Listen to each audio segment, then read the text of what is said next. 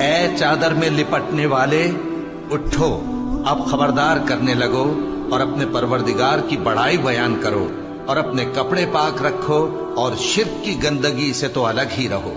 اور اس نیت سے احسان نہ کرو کہ اس سے زیادہ کے خواہاں ہو، اور اپنے پروردگار کی خاطر صبر کرتے رہو، پھر جب سور پھونکا جائے گا تو وہ دن مشکل کا دن ہوگا، یعنی کافروں پر آسان نہ ہوگا۔ مجھے اس شخص سے سمجھ لینے دو جس کو میں نے اکیلا پیدا کیا، اور میں نے اس کو بہت سا مال دیا اور ہر وقت حاضر رہنے والے بیٹے دیے، اور اس کو ہر طرح کے سامان میں وسعت دی، پھر بھی لالچ رکھتا ہے کہ میں اسے اور زیادہ دوں۔ ایسا ہرگز نہیں ہوگا، یہ ہماری آیتوں کا بڑا مخالف رہا ہے۔ میں اسے ایک بڑی چڑھائی چڑھاؤں گا۔ اس نے غور و فکر کیا اور ایک بات ٹھہرا لی، یہ مارا جائے، اس نے کیسی تجویز کی، پھر یہ مارا جائے